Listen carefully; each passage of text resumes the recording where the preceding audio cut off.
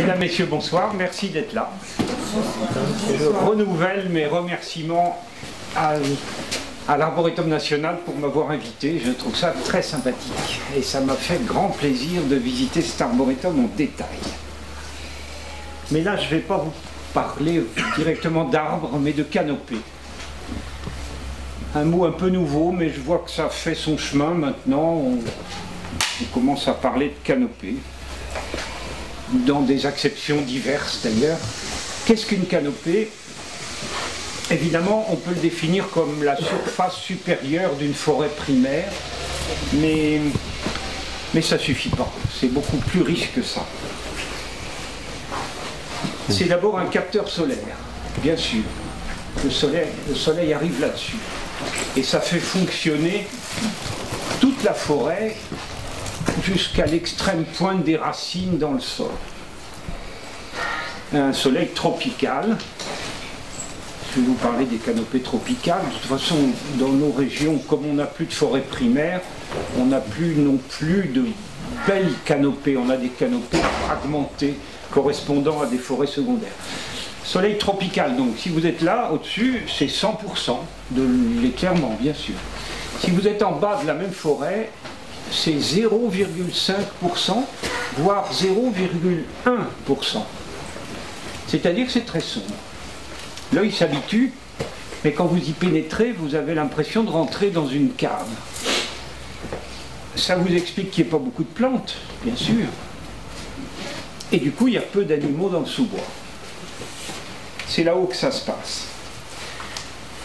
Cet énorme éclairement, 100%, un soleil tropical, souvent vertical, ça a tout un tas d'effets sur les arbres qui sont là-haut, et notamment la mise en place de molécules actives, c'est-à-dire des molécules qui sont potentiellement utiles pour la médecine.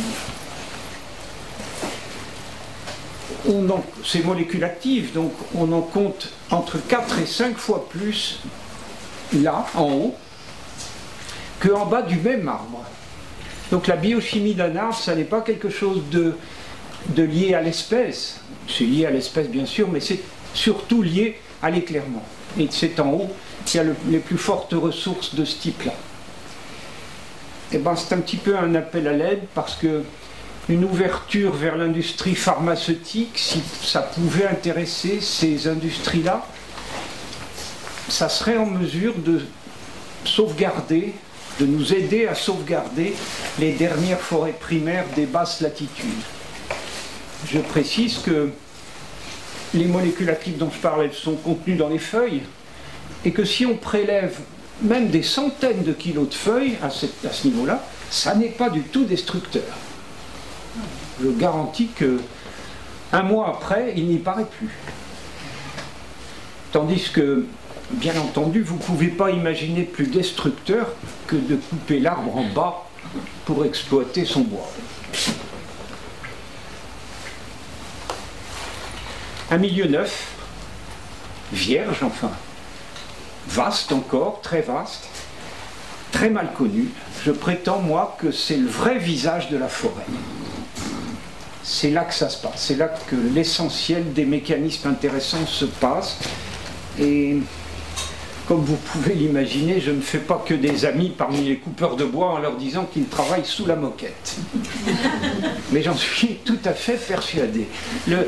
Bon, attendez, le sous-bois me convient, c'est un endroit intéressant et calme et paisible, mais c'est un endroit où tombe tout ce qui est mort, les feuilles mortes, les animaux morts, les excréments, n'importe quoi, tout ce qui est passé, c'est lessivé par la pluie et ça s'accumule dans le sous-bois en attendant d'être digéré par le sol.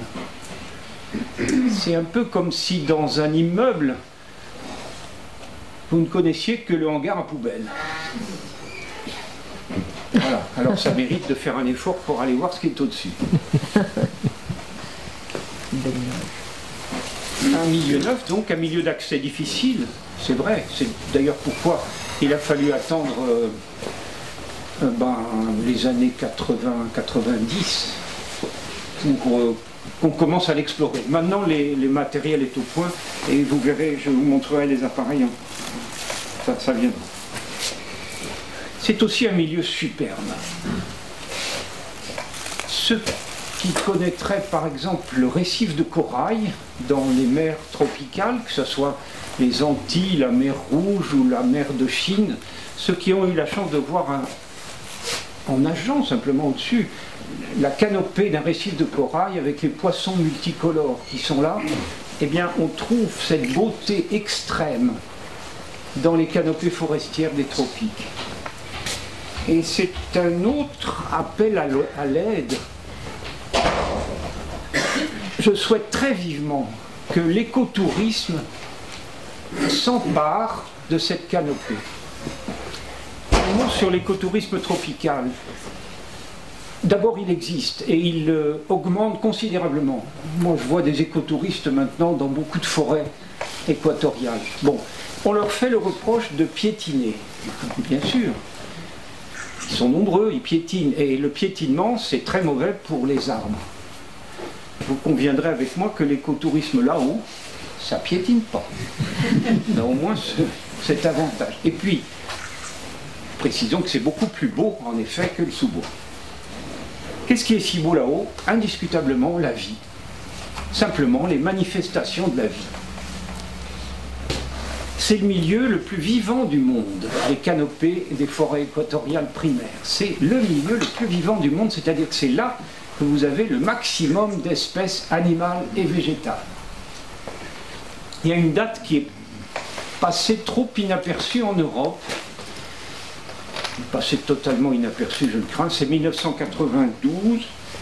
Un jeune écologiste américain qui s'appelle Terry Irwin. Terry Irwin travaille à la Smithsonian Institution, c'est-à-dire l'équivalent du CNRS aux États-Unis.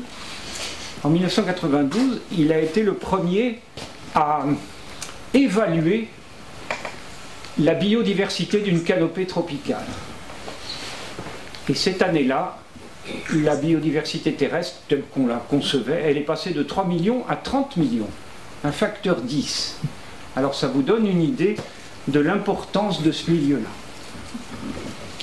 C'est certainement la plus grande réserve au monde en plantes, en animaux, en molécules actives et en ressources génétiques.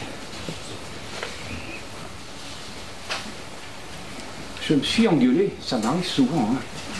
Je me suis engueulé avec un rédacteur d'une revue écologique où je lisais que sur la Terre, 80% de la diversité biologique était marine. Bon, moi je ne suis pas océanographe, ça m'a paru beaucoup. J'ai questionné des collègues océanographes, ils ont eux-mêmes mis en commun leurs connaissances. Eh bien, on n'y est pas du tout. La biodiversité marine, c'est 15% de l'ensemble. Et tout le reste, c'est les terres émergées. Alors là, je garantis que pour les terres émergées, le sommet, c'est ce que vous avez là. Donc ça mérite qu'on fasse un effort pour travailler là-haut. Voilà. Parmi toutes ces espèces, il y en a une qui nous tient à cœur, c'est la nôtre. Nous sommes originaires des canopées équatoriales. Je crois que maintenant la question est peut-être pas totalement close, mais en tout cas très avancée.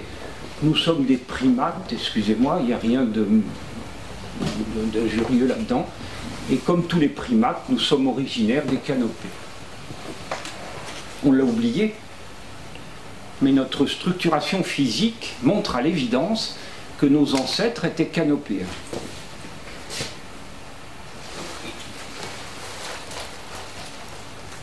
Je souhaite une vraie ouverture sur des recherches dans ces milieux de très haute biodiversité. Ça reste à faire. Les problèmes techniques sont résolus. On attend maintenant, voilà, des bonnes volontés.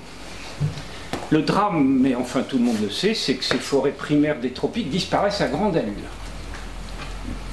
Coupeurs de bois, défrichement pour l'agriculture, infrastructures routières, urbaines, etc. Mais les premiers à ouvrir la forêt, sont les coupeurs de bois.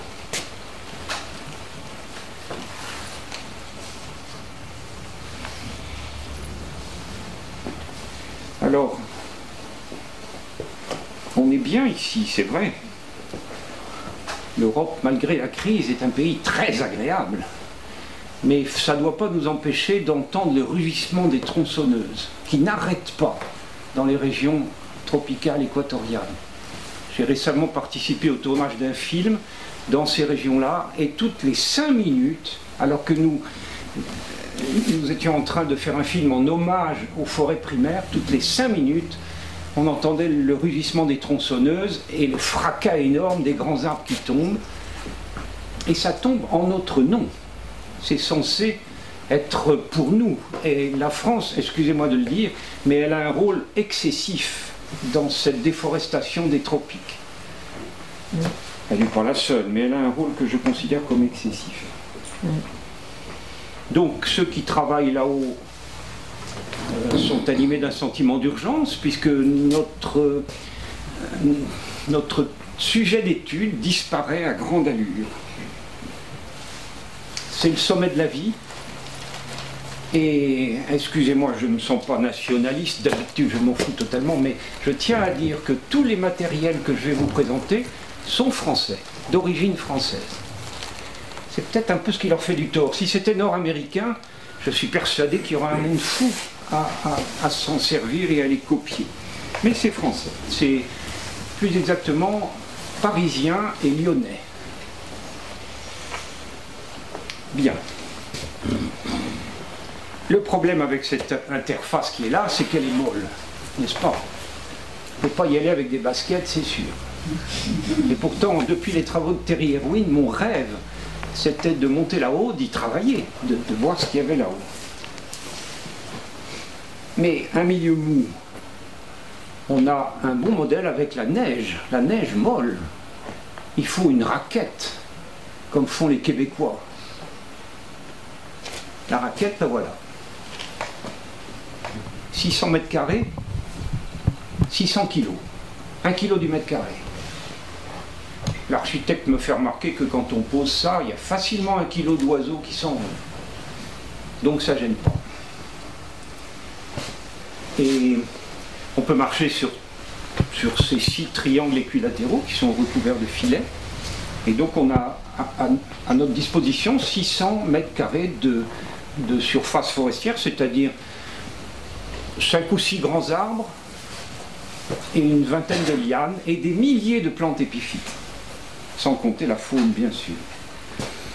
Alors le dirigeable, bon, excusez-moi je vais un peu vite, le dirigeable, il n'a rien d'extraordinaire, c'est un appareil qui est en vente en Grande-Bretagne, on se le fait construire, c'est un appareil de routine qui a d'ailleurs plein d'applications. Ce qui est original, c'est le radeau, et l'architecte est au milieu, c'est Gilles Ebersold, un architecte parisien. Alors on le pose, et puis on largue les élins qui relient le plateau avec le dirigeable, et le dirigeable, on n'a plus besoin de lui, il rentre à la base, et on travaille, nous, là-dessus pendant une semaine.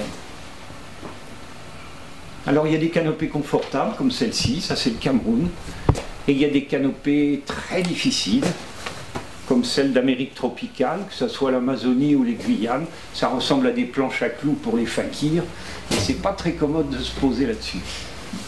Là la surface où on puisse se poser, c'est plus de 50%. Dans les forêts du Nouveau Monde, ça tombe à 3 ou 4%. Donc il faut longtemps chercher, jusqu'à ce qu'on trouve un endroit à peu près plat. Alors on prend un relevé GPS, et le lendemain, on revient en portant cet appareil. Ah, ça c'est notre nouveau radeau, ici en activité sur la côte est de Madagascar. Celui-là, ils l'ont qualifié de bretzel. Non, c'est très astucieux. On a un architecte qui est vraiment très astucieux. L'avantage par rapport au précédent, c'est que le centre est léger, tandis que l'autre avait une convergence de pontons pneumatiques vers le centre, ce qui fait qu'il avait tendance à s'enfoncer au centre. Celui-là, il a tendance à s'enfoncer à la périphérie, et donc il est très confortable. Le bretzel. Il y a une petite tente, je sais pas si vous la voyez, le petit point bleu, ça c'est quand il pleut. Voilà. Il pleut souvent. Des entomologistes, c'est les très grands gagnants de ces opérations. Il y a beaucoup de plantes, il y a beaucoup de mammifères, il y a beaucoup d'oiseaux, il y a beaucoup de batraciens, de reptiles, etc. Mais il y a surtout énormément d'insectes. Et je les aime bien, les entomologistes. On en embarque toujours de nombreux. Mais, de mon point de vue, ils ont presque un défaut. C'est qu'ils s'occupent d'un genre. Par exemple, Agrilus. Remarquez que le gars qui s'occupe des Agrilus, il est occupé à temps complet. En une demi-journée, il trouve 80 espèces nouvelles d'Agrilus. Mais, évidemment, ce ne sont pas des généralistes. Moi, n'importe quelle plante m'intéresse. Les entomologistes, c'est pas comme ça. Il faut dire que les nombres d'insectes sont astronomiques. Alors, voilà qui est... À droite, c'est un Montpellierin, et à gauche, c'est un chercheur de l'université de Kyoto. Vous voyez, on peut marcher sur les poutres pneumatiques, on peut aussi marcher sur le filet, mais à ce moment-là, évidemment, ça s'enfonce. Et puis, leur engin de travail, finalement, c'est un filet à papillons, comme moi j'avais quand j'étais gamin. Ça n'a pas évolué de ce côté-là. Par contre, les entomologistes, ils peuvent, la nuit venue, amener 2 bambous et tendre un drap, devant lequel on allume une lampe forte. Et alors là, c'est quelque chose d'absolument incroyable. La couche énorme d'insectes qu'on récupère, parce qu'ils viennent de l'horizon. Épais comme ça d'insectes. On nous demande parfois si on a trouvé des espèces nouvelles. Ça nous fait rigoler, parce que le problème, c'est de trouver une espèce qui soit déjà connue. Et puis en plus, c'est pas marqué dessus. Enfin bref, c'est un long travail de savoir si c'est nouveau ou si ça l'est. Des très beaux insectes. Moi, je les connais mal, mais je suis tout à fait en mesure de les admirer. Cette cétoine, j'ai trouvé magnifique. Mais les visions botaniques sont belles aussi. Passiflora quadrangularis, c'est quelque chose qu'on n'oublie pas, c'est sûr. La nuit venue, pas compliqué, il suffit de trouver, comme c'est un filet, vous êtes comme dans un énorme hamac, il suffit de trouver un endroit un peu à l'écart de la végétation pour pas avoir trop de fourmis, et comme vous voyez, ça se passe très bien. Ces jeunes gens, vous le remarquez, n'ont pas de moustiquaires. Ils n'en ont pas besoin. C'est le moment de pointer l'une des différences principales entre la forêt primaire et la forêt secondaire. Dans la forêt primaire, il y a tellement d'espèces, animales et végétales, que chacune de ces espèces est représentée par très peu d'individus. C'est vrai pour les moustiques. Tandis qu'en forêt secondaire, comme on a supprimé une bonne moitié des espèces, eh bien le vide est comblé par des individus supplémentaires des espèces restantes. Et c'est pour ça que dans ces forêts secondaires, vous êtes tout le temps en train de vous battre contre les moustiques et les guêpes, etc. Mais là, c'est extrêmement paisible. C'est des nuits inoubliables. Pas par leur confort, certainement pas. Vous avez l'impression de dormir dans une serviette humide. Mais ça serait dommage de dormir parce qu'on est vraiment sur le sommet de la biologie. Dès que le soleil se couche, le concert de la canopée se met en place. Essentiellement des batraciens, des rainettes arboricoles, qui ne descendent jamais au sol et qui vivent dans la canopée. Ajoutez-y des insectes, bien sûr, extrêmement nombreux, des cigales nocturnes, etc. Ajoutez-y des oiseaux de nuit, et puis des mammifères arboricoles, les damans quand on est en Afrique, ou les singes hurleurs quand on est en Amérique. Et tout ça fait un environnement sonore qui est tout à fait impossible à décrire, à vrai dire. Ça mériterait que ça soit enregistré. J'aimerais beaucoup vous faire entendre ça. Bon, c'est pas tout, il y a aussi les animaux lumineux. Vous êtes entouré de lucioles, et quand vous regardez en dessous, au travers des mailles du filet, c'est plein de lucioles, ça clignote de partout. Et puis, quand la nuit tombe, les parfums floraux sont exacerbés. Parce que les pollinisateurs sont généralement nocturnes, et que c'est donc à ce moment-là que les fleurs mettent en place leurs ressources de nectar.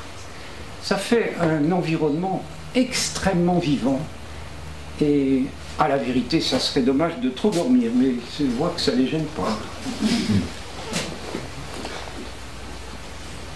Voilà, ça c'est des millions de petites bêtes comme ça, avec des chants flûtés et aquatiques absolument délicieux. On a trouvé quelque chose de très étrange, des crabes, des quantités de crabes dans la canopée. Qu'est-ce qu'ils mangent ces crabes? D'abord, ils ne descendent jamais au sol, hein. Ce n'est pas du tout des espèces, des ruisseaux qui seraient montés. Non, c'est des crabes de canopée. Ils ont de l'eau là-haut, parce que dans le haut des grands arbres, vous avez toujours des branches qui ont été arrachées par le vent, circulaire. Le pilote et les récolteurs sont dans la petite nacelle métallique qui est en dessous. Ça, c'est véritablement un rêve de gamin. Mais on a toujours intérêt à suivre ces rêves de gamin. Il y a peu d'engins plus étonnants que celui-là. Ça s'appelle ICOS, pour icosaèdre. C'est réservé aux zoologistes. On met ça dans le haut d'un grand arbre. Et on n'y vient plus avec des moteurs. Ça doit rester totalement silencieux. C'est très simple, c'est des poutres d'aluminium qui nous sont fabriqués par des lycées techniques. Les élèves des lycées techniques, ils ont des travaux pratiques, ils doivent fabriquer des choses. Ils étaient extrêmement contents de nous avoir fabriqué ces engins-là. On en a plusieurs. Alors, les zoologistes, ils sont à 3 ou 4 là-dedans. Bon, c'est pas très confortable, mais enfin, on arrive à y travailler, comme vous le voyez. Brian Fisher, un collègue de Berkeley aux États-Unis, lui, il travaille sur les fourmis. Sa spécialité, c'est les fourmis. Jamais vu un homme aussi occupé. Les fourmis, c'est le groupe zoologique numéro 1, qu'il s'agisse des forêts équatoriales d'Afrique, d'Amérique, d'Asie ou de Mélanésie. Si vous représentez les animaux, non pas selon leur taille réelle, mais selon leur importance dans le milieu, la fourmi, elle sera comme ça, et l'éléphant, il sera comme ça. C'est une question de poids cumulé. Brian Fisher, voilà un homme qui travaille sans cesse. Et ouais, il est chargé de la collection de fourmis aux États-Unis, et c'est vraiment des millions d'espèces. Des collègues de l'université d'Antananarivo, à Madagascar, ils ont eu le grand plaisir de retrouver cette espèce de lémurien qui était censé avoir disparu. Cette espèce n'avait pas été revue depuis le milieu du 19e siècle. On estimait qu'elle avait été trop chassée et qu'elle avait disparu. Elle n'avait pas disparu en réalité, elle était montée dans la canopée, et là-haut, bon, c'était devenu pas banal, mais enfin, il y en avait pas mal. Ils sont en train de lui faire un prélèvement pour l'étude de l'ADN, et l'animal sera relâché. J'ai oublié de vous dire quelque chose d'important, c'est que les animaux qui sont là-haut ne descendent jamais au sol. Donc ils n'ont jamais vu l'être humain. Et du coup, ils ne se méfient pas de nous. Ils viennent voir qui nous sommes et ce que nous faisons. D'ailleurs, ils ont raison parce qu'on ne leur fait aucun mal. Bon, ça va peut-être une petite piqûre désagréable, mais l'animal, il va s'en sortir. Ça va bien. C'est une situation privilégiée pour des zoologistes d'avoir la visite des animaux dans l'ICOS, n'est-ce pas, qui viennent voir ce qu'on fait là et quel genre de primates nous sommes. Un de nos engins les plus efficaces, c'est celui-ci, un de nos plus utilisés. C'est ce qu'on appelle la bulle des cimes. Non, attendez, il faut que je vous montre comment ça marche. La première chose à faire est de fixer ici un piquet dans le sol, mais très solidement. Ensuite, vous tendez en diagonale cette corde-là, qui monte en biais, qui atteint la canopée, et puis qui court sur la canopée. Et ça dépend de la longueur de corde que vous disposez. Donc vous disposez, nous avons un rouleau de 3 km, donc on a fait une piste de 3 km. Bon, une fois que c'est fait, vous vous asseyez dans le siège qui est là, un siège tournant, bouclez la ceinture comme dans un avion, et vous réglez votre poids avec des bouteilles d'eau. Le ballon est à hélium, hein, donc il a tendance à vous faire monter. Si vous montez, vous prenez une bouteille d'eau en plus. Si vous descendez, vous videz une bouteille d'eau. 5 minutes de manipulation, et il arrive un moment où vous pouvez tout lâcher. Vous ne montez pas, vous ne descendez pas, vous n'avez plus de poids. Bon, à ce moment-là, vous saisissez à pleine main la corde en question, et vous vous tirez jusqu'à la canopée. Et c'est pas dur, puisque vous pesez rien. Je sais pas si j'ai une faute. Oui, voilà.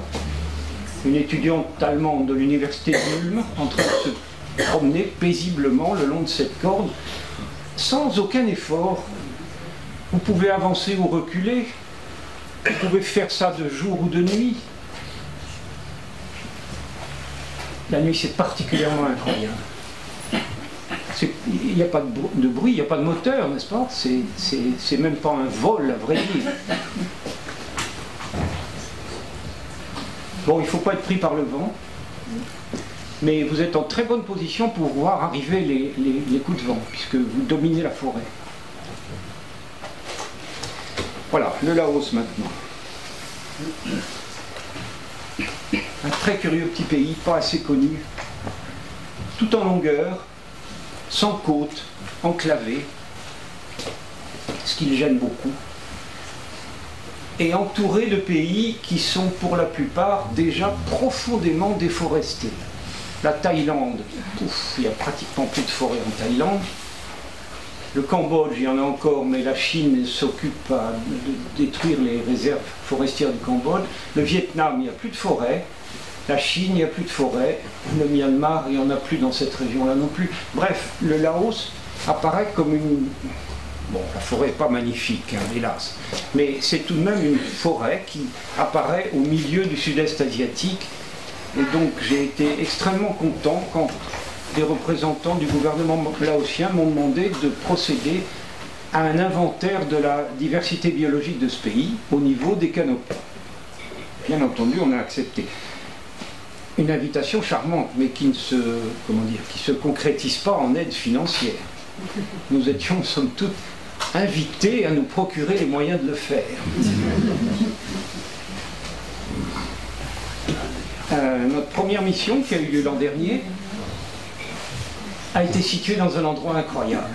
Les karstes de la province de Khamwan, tout près de la capitale d'ailleurs, c'est vraiment un spectacle incroyable. Des falaises vertigineuses et des sommets couverts d'aiguilles. Et c'est donc très difficile de se déplacer là-haut. La forêt est une forêt de piémont, c'est au bas de ces reliefs-là. Il y a aussi une petite forêt tout en haut, mais c'est beaucoup plus difficile d'accès. Et pour franchir cette barrière karstique, il faut rentrer dans une grotte en bateau. J'ai fait un croquis de l'entrée de la grotte de Konglor, avec les bateaux qui nous attendent. C'est assez impressionnant. Vous vous enfilez là-dedans, contre le courant, et il faut naviguer 1 heure sous terre, dans le noir, enfin, il y a des lampes, bien sûr. C'est un spectacle très étonnant. Voilà l'entrée.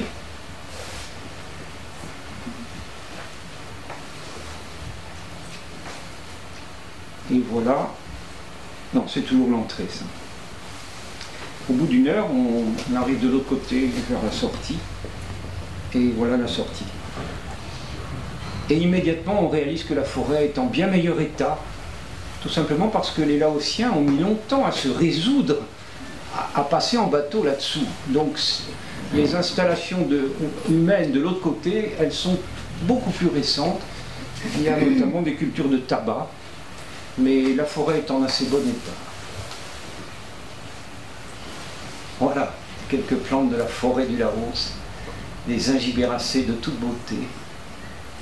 Ça, c'est au ras du sol, hein, c'est dans le sous-bois. Un philanthus, donc du côté des phylantacées, proche des euphorbiacées, mais un philanthus avec un fruit comme ça, comme une balle de ping-pong, je me demande si c'est pas nouveau. Ça, par contre, c'est assez banal, les mélastomacées des bords de route, mais c'est tout de même très très beau.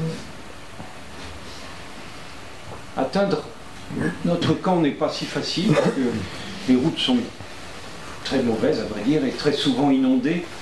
On avance sur des petits tracteurs pas vraiment confortables. Et puis ils s'embourbent, et donc il faut descendre et pousser. Voilà.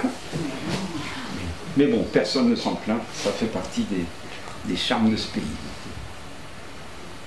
Eh bien ça, c'est l'arrivée sur le camp, après 3 heures de tac-tac, de tracteur. Un camp qui est à vrai dire un hameau agricole provisoirement abandonné par les agriculteurs parce que la saison du tabac est terminée et donc le hameau ne sert plus à rien pendant quelques mois. On en a profité. Là, un croquis de notre camp. Alors tout à fait à droite, il y a un logement où on met nos hamacs et en dessous, il y a le local informatique, bien sec. Au milieu, il y a un séchoir à tabac qui nous servait à stocker notre matériel de grimpe. Et à gauche, une grande toile qui sert de salle commune. C'est un peu la même dimension que cette pièce. Salle commune, salle de conférence et salle à manger. Oups. Voilà la partie informatique. C'est assez confortable en fait, vous savez, il ne faut pas s'en faire une idée trop sombre, on est très très bien.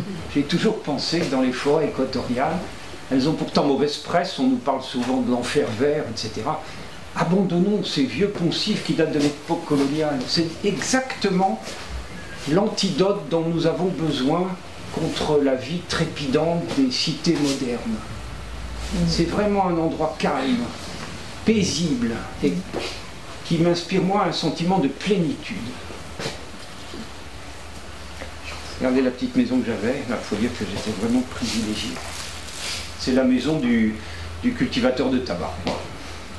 Très très confortable. Alors tous les jours, une grande séance d'herbier avec toutes nos récoltes de la journée.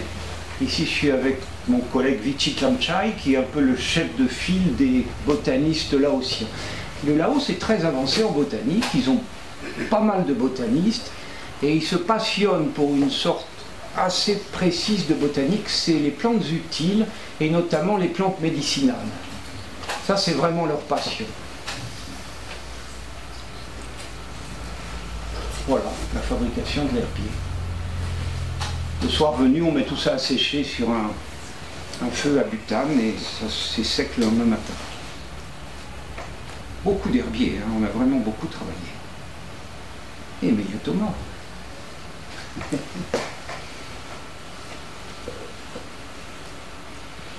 Quelques très belles plantes.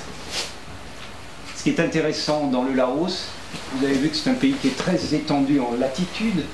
Il y a une influence nordique, presque européenne, via l'Himalaya. Et vous avez la surprise de voir là-dedans des aulnes, des platanes, des églantines, bref, des choses qu'on n'a pas du tout l'habitude de trouver entre les tropiques. Ça, c'est l'influence tempérée venue par les montagnes et par la chaîne anamitique. Et puis, venant du sud, vous avez une influence équatoriale qui arrive par l'île de Sumatra et la péninsule malaise. Ça, c'est typiquement équatorial. Une très belle amonacée. Une banane sauvage. Ça me met toujours dans des sentiments curieux parce que quand vous êtes en pleine marche et que vous trouvez ça, vous avez l'impression que ça va être délicieux. Malheureusement, il n'y a strictement rien à manger. C'est bourré de graines qui ont la taille d'un petit pois et qui sont dures comme de la pierre. Mais c'est la différence entre les bananiers sauvages et ceux que nous consommons, qui sont des variétés sans graines. Je peux vous dire que quand il y a des graines, il n'y a plus rien du tout à manger là-dedans. Incidemment, mes collègues du CIRAD, qui s'occupent de la génétique des bananiers, ils seraient enchantés de pouvoir profiter du matériel génétique de ces bananiers sauvages. Il va falloir y penser le prochain coup. Alors ça, c'est pas la même forêt, c'est au sommet des karstes, et on tombe sur des plantes tout à fait étonnantes et presque déplacées. Par exemple, cette euphorbe cactiforme qui, moi, m'évoquait plutôt l'Afrique de l'Est, dans des régions très sèches, vous voyez. Or, c'est extrêmement humide, seulement comme il n'y a pas de sol et que le karst est poreux, les plantes qui sont là vivent en fait dans un environnement très sec. beaucoup de travaux dans les arbres. Notre grimpeur Noui Baïben en train de fixer des pièges au-dessus de l'Icos. On a beaucoup travaillé dans les arbres. Là, deux collègues laotiens, à droite l'entomologiste de l'Institut Pasteur de Vientiane, et à gauche un spécialiste de chauves-souris qui a d'ailleurs trouvé des espèces qu'on n'avait jamais récoltées au Laos. Ça, c'est notre prototype pour l'année dernière. Le petit ballon qui nous sert de transporteur. On n'a plus maintenant le grand dirigeable, ça coûte trop cher, il faut trop de gaz et puis il faut un terrain de décollage, on ne peut plus faire ça. On a donc une petite montgolfière classique, une petite, une dimension très modeste, et ça transporte cette chose étrange qu'on appelle l'étoile des cimes et qui est la dernière réalisation de notre architecte. Ça va être, vous voyez qu'il y a une espèce de quille verticale vers le bas, ça va être enfoncé dans la cime d'un arbre et solidement attaché. Alors, ça je crois que c'est l'attente de l'étoile des cimes. Il y a une équipe de grimpeurs qui sont là, qui attendent l'appareil, pour marquer à quel point les arbres sont couverts d'épiphytes. Voilà, l'appareil est posé. Solidement posé, voilà un bon engin pour l'étude des canopées. Puis passer la nuit, c'est très confortable, aucun souci. Dans le fond, c'est un radeau des cimes, mais un peu en miniature, et adapté aux petites forêts du Laos. Petite, mais extrêmement riche. C'est surtout les plantes épiphytes. Vous savez, chaque branche, chaque vieille branche d'arbre est couverte d'un véritable jardin d'épiphytes, essentiellement des orchidées, mais aussi beaucoup de fougères, des aracées, des mélastomacées, éricacées, etc. Bref, toute une flore suspendue, et c'est vraiment des jardins très étonnants et très peu connus. Un lycopode ici, et au-dessus des orchidées et des fougères. Un collègue indien de Pondichéry qui est venu nous rejoindre. C'est une mission internationale. Hein. Il y avait, je crois qu'il y avait 8 nationalités. Et 38 chercheurs. 38 chercheurs en 6 équipes. Mammalogie, les mammifères. Herpétologie, reptiles et batraciens, très très nombreux. Ornithologie, les oiseaux. Virologie, ça c'est l'Institut Pasteur de Vientiane, parce qu'il y a au Laos des maladies à virus très dangereuses, notamment le chikungunya dont vous avez sûrement entendu parler. Et qu'est-ce qu'ils cherchent? Ils cherchent le vecteur, l'animal vecteur, transporteur de ce virus. Et puis évidemment botanique et entomologie qui sont les plus fournis de nos groupes scientifiques. L'Indien qui est là, le collègue indien, est un botaniste de Pondichéry, l'Institut français de Pondichéry. Bon. Le beau paysage du Laos, les karsts laotiens. Mais vous voyez que la forêt n'est pas grande et on voit des champs à l'arrière-plan. Ça c'est la bulle des cimes, un engin efficace et très facile pour se déplacer. Là, on est dans l'étoile des cimes et notre collègue Juliana Prosperi du CIRAD de Montpellier procède à des récoltes. Alors, un autre groupe, celui des herpétologues, beaucoup de serpents dans les karsts, parce que les karsts sont truffés de grottes, donc il y a beaucoup d'animaux là-dedans, puis il y a aussi des serpents dans le haut des arbres. Bon alors attendez, il ne faut pas avoir peur de ces bêtes-là. Hein. C'est rare, c'est magnifique, c'est très peureux et c'est extraordinairement utile. Moi je crois qu'il faut abandonner tous nos vieux concepts concernant les serpents. Je propose ça. Pour nous, vous voyez, trouver un serpent, c'est un bonheur. On n'en a pas assez. Des animaux très très intéressants. Ça c'est la collection de de reptiles et batraciens à la fin de la mission, il va de soi que la moitié des récoltes est laissée au Laos, l'autre moitié est emmenée au Muséum de Paris. Ils ont soupçonné les chauves-souris d'être vecteurs de virus dangereux. Il faut vous dire que lors d'une mission précédente qui s'est déroulée au Cameroun, l'Institut Pasteur était là, et c'est grâce à nos appareils qu'ils ont mis la main sur le vecteur du virus Ebola. Une chose épouvantable qui sévit en Afrique centrale uniquement, une toute petite zone heureusement. Bon, eh bien, c'était des chauves-souris qui véhiculent le virus Ebola, sans en souffrir, des porteurs sains. Alors, l'idée c'est que peut-être c'était pareil ici. Donc il y a eu beaucoup de travail sur les chauves-souris. Voilà, la recherche de virus. Je ne sais pas maintenant, je ne sais toujours pas s'ils les ont trouvés, mais enfin il va falloir qu'on se renseigne. Alors les virologues, ils travaillent avec des précautions, ils ont raison. Hein. C'est pas un métier de tout repos ni sans danger. Ah, alors on a un médecin sur le camp, avec une petite infirmerie. La dame qui tenait ce poste n'a pas eu trop de boulot avec nous. Ça va. Mais les villageois des alentours, voilà, ils défilaient sans arrêt. L'heure de l'apéro. La colonisation française a laissé peu de souvenirs au Laos, mais tout de même les bornes kilométriques blanches et rouges le long des routes, et le pastis, et la pétanque. Voilà. Tout à fait à droite, peut-être certains d'entre vous reconnaissent Patrick Blanc, l'homme des jardins verticaux. Il était extrêmement attaché à nos missions et il a trouvé beaucoup de choses. Ça, c'est la cantine du soir. Il faut nourrir tout ce monde et on avait une équipe de cuisinières laotiennes vraiment excellente. On a vraiment manqué de rien. Et puis après le repas, on fait une conférence. Ça, c'est traditionnel.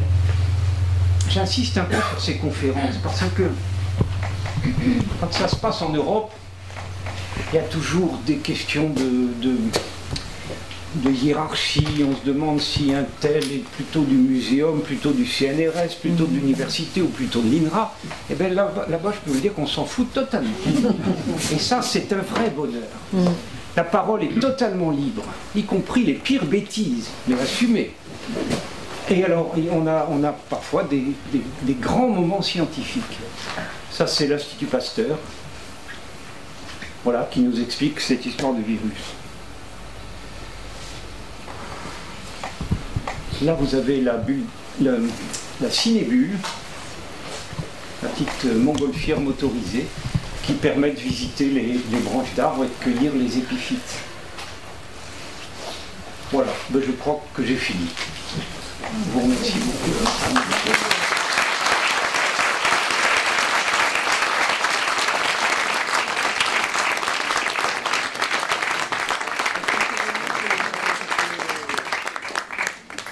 S'il y avait des questions, ça serait bien volontiers que je ferais le maximum pour y répondre. Puisque c'est en pleine lumière, je suppose que c'est en pleine chaleur. Et comment se fait-il que les orchidées puissent vivre dans ce milieu chaud et ensoleillé? Elles le font, oui. N'est-ce pas? Et c'est vrai qu'elles n'ont pas de sol. Et les plantes épiphytes, bon attendez, d'abord il y en a qui ont du sol, parce qu'à force de vivre là et de recueillir les feuilles mortes, elles fabriquent un humus. Mais au début, il n'y a pas d'humus. Et les plantes qui vivent dans ces conditions sont adaptées à survivre à des périodes de très grande sécheresse. C'est des plantes grasses pour la plupart, alors qu'on est dans un pays de forêt humide. La vie en épiphyte, c'est quelque chose de très curieux en effet, très facile. Mais on ne peut pas aborder la vie en épiphyte si on n'est pas équipé contre la sécheresse. Ouais, et vous savez qu'il y a un nombre énorme, c'est 10% de la flore mondiale qui est épiphyte. C'est pas du tout négligeable. Parce que il y a des inconvénients en effet. Le fait de ne pas avoir de sol, c'est terrible pour une plante. Mais il y a l'énorme avantage que depuis le sous-bois où c'est la lutte permanente pour la lumière, ces plantes-là, elles court-circuitent le problème puisqu'elles germent en haut.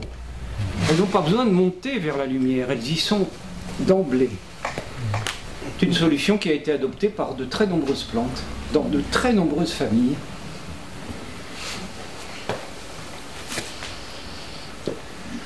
Quand je fais cet exposé aux États-Unis, il y a deux questions qui viennent tout de suite. C'est combien ça coûte? Et puis comment vous faites vos besoins? Chaque fois, ça rate pas, c'est les deux questions. Oui, c'est une bonne question. Comment trouvez-vous les financements pour réunir toutes ces équipes, hein? Ouais. Une mission comme celle-là, où la hausse l'an dernier a coûté un demi-million d'euros. 500 000 euros. Ouais. Ça nous a été offert par MAVA, qui est une fondation suisse pour l'écologie. D'accord. Mais alors attendez, est-ce que c'est beaucoup? Moi je ne crois pas, c'est pas beaucoup. D'abord il y a une cinquantaine de personnes qu'il faut faire voyager, qu'il faut nourrir, il faut amener le matériel, etc. Et puis, moi je crois que c'est pas à la hauteur des enjeux, cette dépense-là. Et il n'y a aucune aide gouvernementale, madame. Non, c'est très important de le préciser. Des crédits, des privés. Ouais. Et excusez-moi. Vous savez que ça tombe sous le coup de la loi de faire des recherches privées avec des fonds gouvernementaux. Mais nous, on fait l'inverse. On fait des recherches fondamentales avec des crédits privés. Bon, c'est un peu différent. Alors, c'est des mécènes, en effet, à chaque fois. Et c'est vous qui les trouvez, ces mécènes? Eh bien, il faut bien que quelqu'un s'y mette. Voilà. Attendez, au début, quand on n'était pas sûr que ça marchait, j'ai des très mauvais souvenirs, parce que vous allez voir un capitaine d'industrie en lui disant que vous allez faire flotter un bateau au sommet des arbres, et il vous vire. Poliment mais fermement. Bon, donc au début, ça a été très très dur. Mais maintenant qu'on sait que ça marche, c'est nettement plus facile. Ah, bravo. Hein. Le financement vient de fondations étrangères, vous avez dit? De partout, oui. De France aussi. Les Américains nous aident beaucoup. Vous avez, c'est ça, étranger, pas de France. Si, mais de France, mais privé. Oui, privé. Oui. La ELF nous a beaucoup aidés avant de disparaître. Le coup de grâce. La Suisse nous aide beaucoup.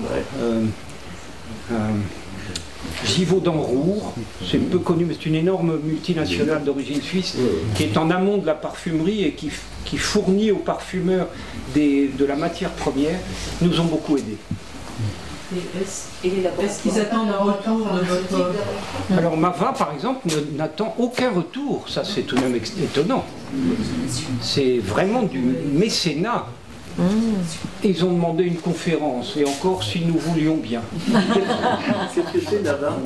Mava, c'est Hoffmann-la-Roche. Oui, très bien. Voilà. C'est les bénéfices de Hoffmann-la-Roche, qui a d'ailleurs un très grand laboratoire en France, à la Tour du Valat. C'est des passionnés d'oiseaux. Et donc, investir dans un travail comme ça, d'inventaire biologique, ça leur paraît naturel. Il y a des laboratoires pharmaceutiques aussi? Alors il y en a, madame, mais ça c'est un problème douloureux, parce que je suis tombé sur des pirates. Voilà, on a été financé à plusieurs reprises par des laboratoires pharmaceutiques très en vue, Glaxo, Wellcome, des gens comme ça, Bayer. Le type il vient, il travaille un mois sur notre plateforme, et après je lui dis mais tu es content, tu as trouvé des choses intéressantes? Il me dit non, ça n'a aucun intérêt. Mais il me dit si tu refais une mission, fais-moi signe. Alors, le fond de l'affaire, c'est que leur produit fini, c'est gros comme une tête d'épingle. Donc en sortant à l'aéroport, ben non, ils n'ont rien trouvé. Ce pays n'a aucun intérêt. Ce sont des pirates. Je ne dis pas qu'ils sont tous comme ça, mais j'en ai pris plusieurs sur le fait, et moi, une de mes fonctions, c'est de virer les pirates. Voilà. Je ne tolère pas. C'est les molécules. Les molécules, oui. Et ils n'en ont pas besoin de beaucoup parce qu'ils les copient en fait. Donc ils n'ont même pas besoin de revenir sur le terrain pour faire des stocks. heureusement. C'est pour ça que je souhaite très vivement recevoir l'aide de l'industrie pharmaceutique, parce qu'il y a des ressources moléculaires énormes, mais pas n'importe qui. Où en êtes-vous de votre projet de film? Oh, c'est plus un projet, il est fait, il est tourné, il est fait, il attend la sortie. Non, il est monté, ça y est. Il sort le 13 novembre, en salle, 700 salles. Enfin, c'est un film normal, quoi. J'espère qu'il vous plaira. On le verra peut-être à la télé, non? J'espère que non, parce que d'abord, enfin, c'est pas fait pour la télé. Non, c'est des très très belles images. Et donc il faut les... Même ça me paraît trop petit. Il faut des grands écrans. C'est bien quand on ne peut pas le déplacer. Ah, bien sûr. C'est sûrement mieux de le voir sur la télé que de ne pas le voir du tout. Voilà, c'est ça que je voulais dire. Oui, je comprends. Mais réellement, c'est mieux sur un grand écran. S'il vous plaît. La déforestation, alors, donc, est un énorme problème. Ouais. Je ne sais pas, est-ce que vous avez des pistes pour essayer de l'endiguer? Parce qu'en fait, c'est probablement le plus gros problème écologique. Je suis d'accord. Je suis tout à fait d'accord, parce que ça porte sur la plus haute diversité biologique que nous ayons. L'être humain c'est une espèce dangereuse. Voilà. Nous sommes une espèce dangereuse. Nous souffrons de notre propre puissance. Je veux bien faire des exceptions pour l'un ou l'autre, mais collectivement, c'est une espèce très dangereuse, qui n'a pas de contre-pouvoir et qui est en train de scier la branche sur laquelle il est assis.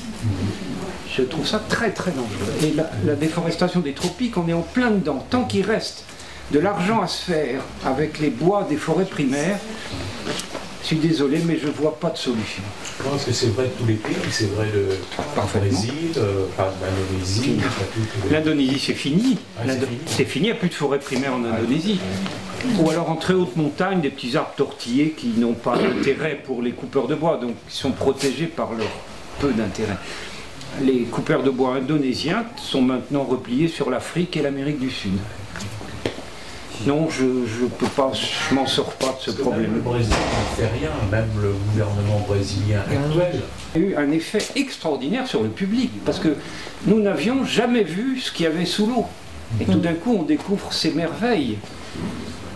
Mes collègues océanographes me disent que ce film-là leur a permis d'asseoir solidement leur métier. C'est pas pour autant qu'on a respecté les fonds marins. C'est ça qui est triste. C'est vrai, oui, c'est vrai. Ils sont en mauvais état, c'est vrai, oui. Mais enfin, l'océanographie de haute mer, elle existe. Et alors là, quand un bateau océanographique coûte 45 millions d'euros, on ne discute pas ça. Un bateau, c'est ce prix-là. On ne va pas demander à un bateau de coûter moins que ça. Donc en fait, c'est des méthodes beaucoup plus coûteuses et sur 15% de la diversité biologique, alors que l'essentiel de cette diversité est soumis à l'abattage régulier et terrible. Je suis témoin, hein, c'est effrayant. Vous pensez qu'il restera de la forêt primaire alors? Oui, il en restera uniquement dans les montagnes. Alors elles sont très belles, hein, elles sont passionnantes, mais vous comprenez qu'elles n'ont aucun intérêt en termes de bois. Et puis, enfin, ça ne sera plus les grandes forêts de plaine, c'est celles-là pour lesquelles je me bats. C'est les forêts de plaine comme il y en avait encore au 19e. Ça, c'est pratiquement fini. Un tout petit peu dans la boucle du Congo, un tout petit peu sur le piémont des Andes et sur le plateau des Guyanes, et puis la grande île de Nouvelle-Guinée, au nord de l'Australie. Alors, la disparition, ça serait très grave alors, pour la forêt primaire.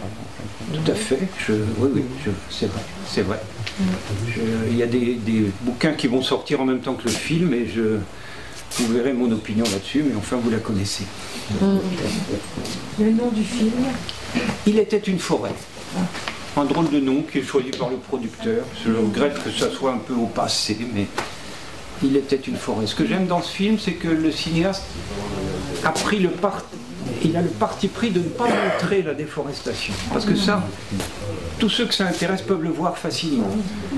Il a insisté sur la beauté et l'intérêt de ce que nous sommes en train de perdre.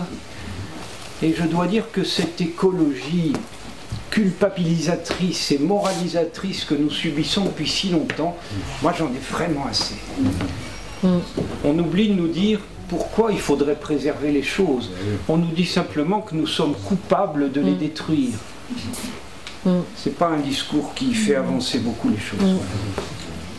J'ai bien aimé le parti pris de Luc Jacquet dans cette affaire. Est-ce qu'il sera traduit dans d'autres langues, votre film? Il passe dans d'autres pays? Oui, il est traduit en allemand déjà. Ouais. En anglais, c'est en train, je crois. Ah, voilà. Et il est vendu dans le monde entier. Et il sera peut-être seulement sous-titré. Oui,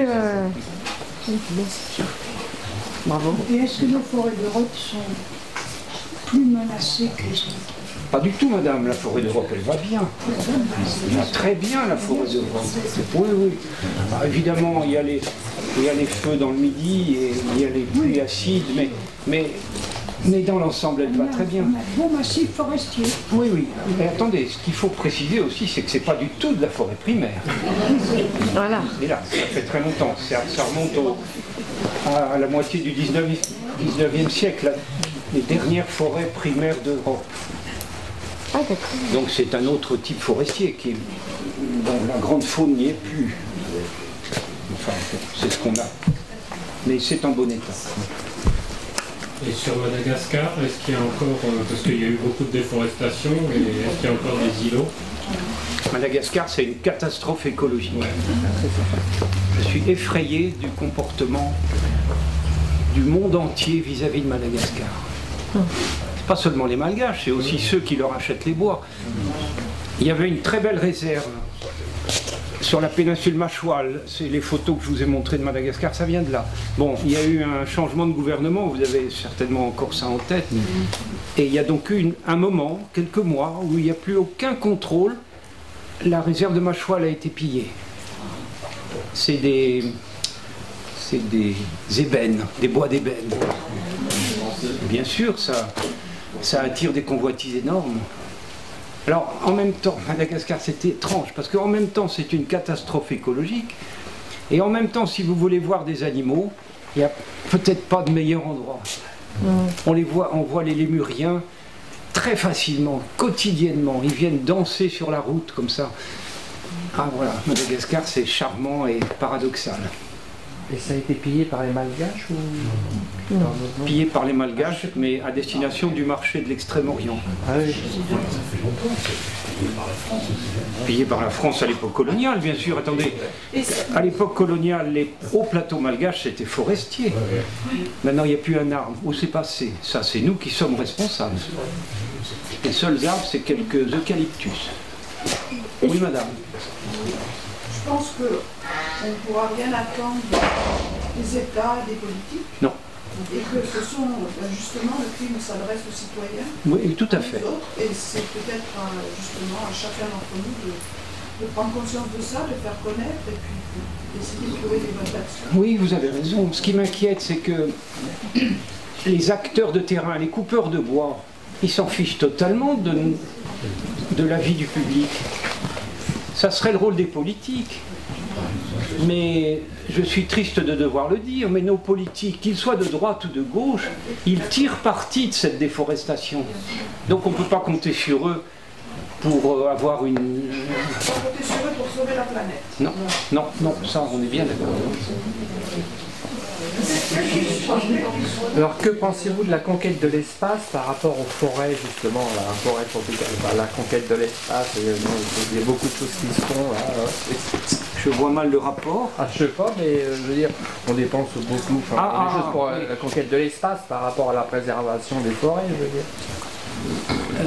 Moi je suis intéressé par la conquête de l'espace. Moi aussi, bien sûr. Je trouve que c'est un peu cher en effet pour ce qu'on a trouvé jusqu'à présent. Mais enfin, c'est comme toutes les entreprises de ce genre, il faut laisser le temps de faire les découvertes. Ça serait vraiment dommage de s'enfermer dans cette planète-là, parce qu'elle est en mauvais état. C'est peut-être le moment de s'enfuir. Voilà. Bien. On vous félicite, bravo.